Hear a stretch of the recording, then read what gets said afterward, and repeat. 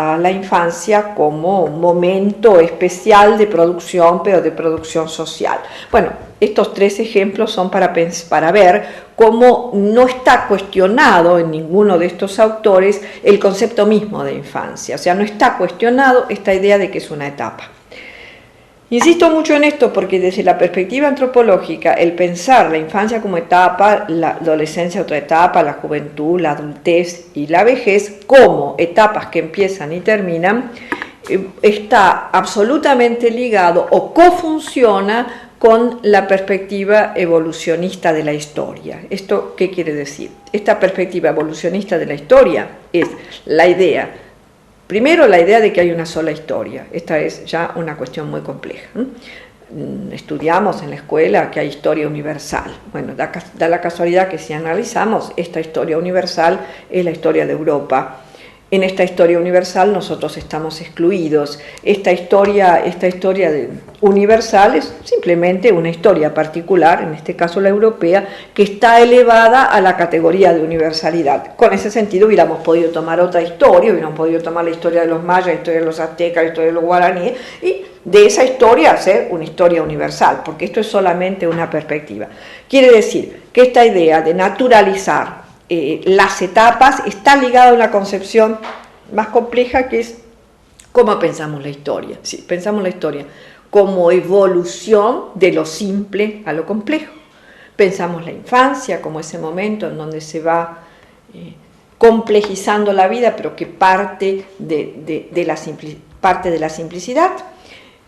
Pensamos una historia única, y en este caso pensamos entonces una infancia única, una forma única de habitar este momento cronológico, una forma única de habitarlo, insisto en esto, y en correlación con que hay una sola historia. Entonces, esta historia aparece casi como una historia natural en el sentido de que se naturaliza este concepto de la historia. Con esto quiero decir que no podemos separar la idea de pensar infancia, juventud, adolescencia, etcétera, sin correlacionarlo con esta perspectiva del evolucionismo. Todo va de lo simple a lo complejo. Y este aumento de la complejidad, en el caso que nos interesa, que es el caso de la infancia, implica que se va aumentando en capacidad de razón. Es como si fuéramos creciendo en el plano de la razón. Se confunden además estos conceptos, se confunde el concepto de crecimiento, que es un concepto biológico, con el concepto de desarrollo y con el concepto de maduración. Y pasa a ser más o menos lo mismo. Vamos creciendo y por lo tanto vamos madurando y por lo tanto vamos aumentando nuestra racionalidad hasta llegar a un periodo que podemos usar totalmente la razón y en lo posible, porque así es este modelo, a medida que aumenta nuestra razón y tendrá que ir disminuyendo la pasión, o sea, nosotros iremos dominando la razón. Casualmente se correlaciona, y lo repito, con cómo se piensa esta historia evolutiva como historia universal, como historia única, que culmina casualmente en la autodenominada civilización occidental en Europa, haciendo exclusión de todas las otras formas de cultura que la humanidad inventó, creó y recreó desde que habita la Tierra, que no sabemos en este momento de cuántos millones de años estamos hablando. O sea que una forma muy particular de desarrollo de la historia que dura, en realidad para un tiempo, desde una perspectiva antropológica, muy poco,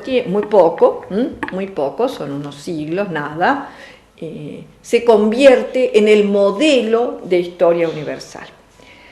Bueno, ahí tenemos que ubicar la infancia, porque entonces la primera cuestión es que no dudamos de que la infancia, en este modelo, no dudamos de que es una etapa, y que es una etapa que se supera, pero acá hay algo interesante y complejo o paradójico.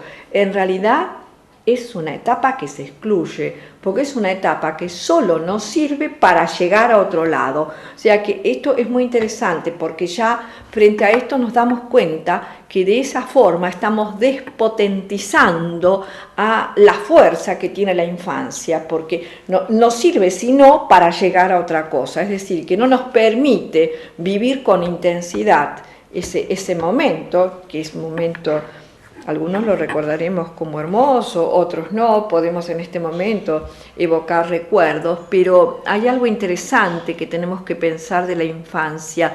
Si nosotros, en vez de pensar la infancia como etapa, pensamos la infancia como posibilidad, si en el momento en que se abren todas las posibilidades, el momento más potente, bueno, coincide, ¿no es cierto?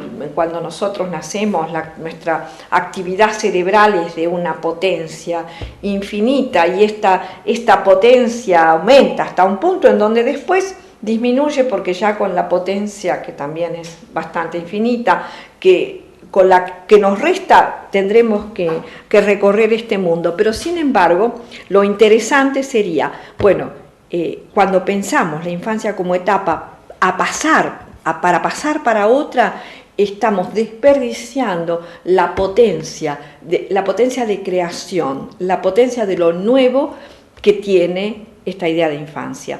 Por eso,